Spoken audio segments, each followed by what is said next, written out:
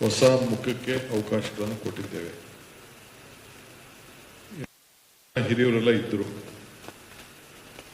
ಆದರೆ ನಾನು ಪರಮೇಶ್ವರರೆಲ್ಲ ಬಹಳ ಚಿಕ್ಕ ವಯಸ್ಸಿನಲ್ಲೇ ಫಸ್ಟ್ ಟೈಮೇ ನಾವು ಮೊದಲನೇ ಬಾರಿಗೇನೆ ಶಾಸಕರಾದವರು ನಾವು ಮಂತ್ರಿ ಆದವರು ಇಲ್ಲಿದ್ದೀವಿ. ನಾವು ಕೆಲವು ಸಂದರ್ಭದಲ್ಲಿ ನಮ್ಮನ್ನ ಇಟ್ಕೊಂಡಿದ್ದಾರೆ, ಕೆಲವು ಸಂದರ್ಭ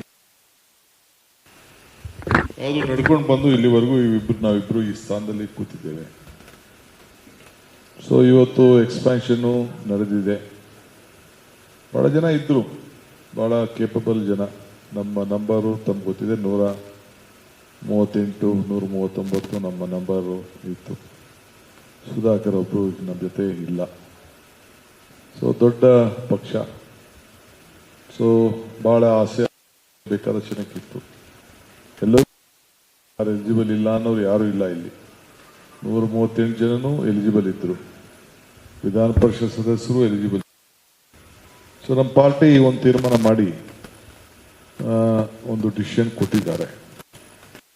ನಾವೆಲ್ಲ ಬದ್ಧರಾಗಿದ್ದೇವೆ. ಹಿಂದೆ ಕೂಡ ನಾನು ಪರಮೇಶ್ವರ್ ಅವರು MLA ಆಗಿ ಬಂದಾಗ ವೀರೇಂದ್ರ ಪಾಟೀಲ್ ಮುಖ್ಯಮಂತ್ರಿಗಳು, ಬಂಗಾರಪ್ಪನವರು ಕ್ಯಾಬಿನೆಟ್ ಇರಲಿಲ್ಲ, ಇವರು ಮಲ್ಲಿಕಾರ್ಜುನ್ ಖರ್ಗೆ ಅವರು ಕ್ಯಾಬಿನೆಟ್ ಇರಲಿಲ್ಲ, ಧರ್ಮಸಿಂಗ್ ಇರಲಿಲ್ಲ, ಲಕ್ಕಪ್ಪನವ್ರು ಇರಲಿಲ್ಲ. ಇಂಥವೆಲ್ಲ ಬೇಕಾದಷ್ಟು ಜನ ಸೀನಿಯರ್ಸ್ ಎಲ್ಲ ಕೂಡ ಇರಲಿಲ್ಲ. ಅದಾದ್ಮೇಲೆ ಕೃಷ್ಣ ಅವ್ರ ಕಾಲದಲ್ಲೂ ಅಜಿತ್ ಸೇಠ್ ಅಂತವರು ಕ್ಯಾಬಿನೆಟಲ್ಲಿ ಇರೋಕ್ಕಾಗಿರ್ಲಿಲ್ಲ. ಅವ್ರು ಭಾಳ ಆತ್ಮೀಯರಿದ್ರು ಕೂಡ ಆಗಕ್ಕಾಗಿರ್ಲಿಲ್ಲ. ಆಗ ಕೂಡ ನೋಡಿದ್ದೇವೆ. ಅದಾದ್ಮೇಲೆ ಧರ್ಮಸಿಂಗ್ ಕಾಲದಲ್ಲಿ ನನ್ನ ಪರಮೇಶ್ವರನ್ನೇ ದೂರ ಇಟ್ಟಿದ್ರು ಕಾರಣಾಂತರದಿಂದ. ಸಿದ್ದರಾಮಯ್ಯವ್ರ ಕಾಲದಲ್ಲೂ ನಾವಿಬ್ರು ಇವರು ಅಧ್ಯಕ್ಷರಾಗಿ ಅಧಿಕಾರ ಬಂದರು. ಇವರು 3 ವರ್ಷ ಆದಮೇಲೆ ಹೊರಗಡೆ ಬರಬೇಕಾದ ಪರಿಸ್ಥಿತಿ ಬಂತು.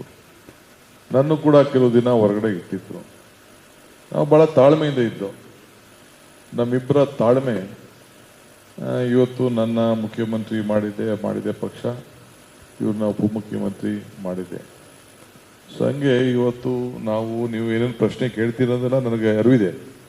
ಏನೇನು ಪಾಯಿಂಟ್ ಹಾಕ್ತೀರಿ, ತುಮಕೂರು ಮೀಟಿಂಗು, ಅಲ್ಲಿ meeting, Kolar meeting, Chikkaballapur meeting, Shivamogga meeting, Raichur meeting, Ballari meeting ಎಲ್ಲ ಹೇಳ್ತೀರಿ ನೀವೆಲ್ಲ. ಬಿಜಾಪುರ ಮೀಟಿಂಗ್ ಎಲ್ಲ ಕೆಲವು ಪ್ರಶ್ನೆಗಳು ಅವ್ರು ಹೆಂಗೆ ಹೇಳಿದ್ರು ಹಿಂಗೆ ಹೇಳಿದ್ರು ಅಂತ ಎಲ್ಲ ಹೇಳ್ತೀರಿ. ಈ ನಡ್ಕೊಂಡು ಬಂದಂಥ ಪದ್ಧತಿ ಇದೆಯಲ್ಲ, ಇದು ಏನು ಮಾಡ್ತೀರಿ? 33 ಸ್ಥಾನ ಮೊದಲಾದರೆ ಬೇಕಾದಷ್ಟು ಎಷ್ಟು ಜನ ಬೇಕಾದ್ರೂ ತಗೊಳ್ಳುವಂಥ ಅವಕಾಶ ಕೃಷ್ಣ ಅವ್ರ ಕಾಲಕ್ಕೆ ಮುಗಿದೋಯ್ತು.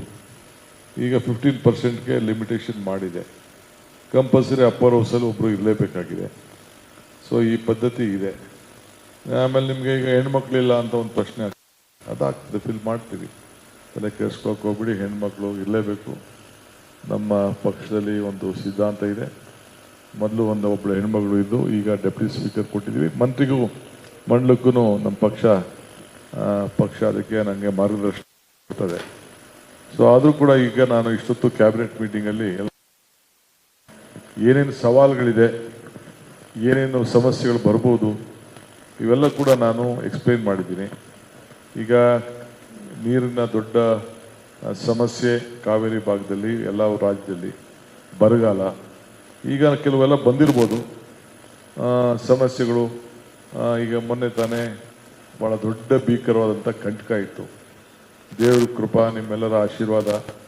ಇವತ್ತು ಡ್ಯಾಮ್ನಲ್ಲಿ ಇವತ್ತು ನಾವು 3,500 ಬಿಡು ಅಂತ ಹೇಳಿದ್ರೆ ಇವತ್ತು 30,000 ಬಿಡ್ತಾ ಇದ್ದೀವಿ. ನಾವು ಅಲ್ಲೇ ರಿಲೀಸ್ ಮಾಡ್ತಾ ಇದ್ದೀವಿ. 30,000 ಅಷ್ಟು ನೀರು ಹೋಗ್ತಾ ಇದೆ. ಆದರೆ ಇನ್ನು KRS ತುಂಬಿಲ್ಲ, ಹೇಮಾವತಿನೂ ತುಂಬಿಲ್ಲ. ಸೊ ಬೇರೆ ಎಲ್ಲ ಸ್ವಲ್ಪ ಇನ್ಫ್ಲೋ ಸ್ವಲ್ಪ ಸರಿಯಾಗಿ ಆಗ್ತಾ ಇದೆ. ಮಧ್ಯ ಸ್ವಲ್ಪ ತಿರ್ಗಾ ಕಡಿಮೆನೂ ಆಗಿತ್ತು. ಅದೇ ರೀತಿ ಮಲೆನಾಡಲ್ಲೂ ಮಳೆ ಬರ್ತಾ ಇದೆ ಸ್ವಲ್ಪ. ಇನ್ನು ತುಂಗಭದ್ರಾಗೆ ನೀರು ಸಾಕಷ್ಟಿಲ್ಲ.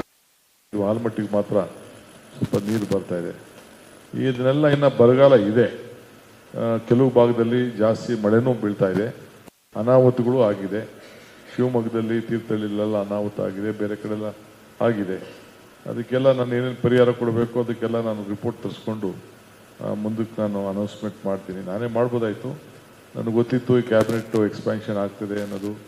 ಸೊ ಅವ್ರ ಕೈಯಲ್ಲಿ ಲೋಕಲಲ್ಲಿ ಅನೌನ್ಸ್ಮೆಂಟ್ ಮಾಡೋಂಥ ಕೆಲಸ ನಾನು ಮಾಡಿಸ್ತೀನಿ, ಏನೇನು ಪರಿಹಾರ ಕೊಡಬೇಕು ಅಂತ.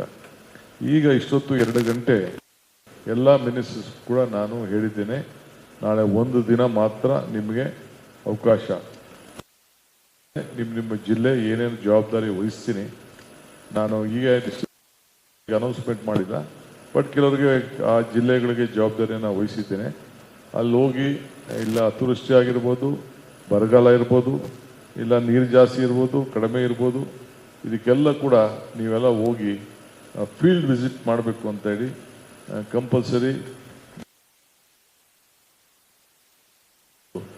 ನಮ್ಮ ರೆವಿನ್ಯೂ ಮಿನಿಸ್ಟರ್ಗೆ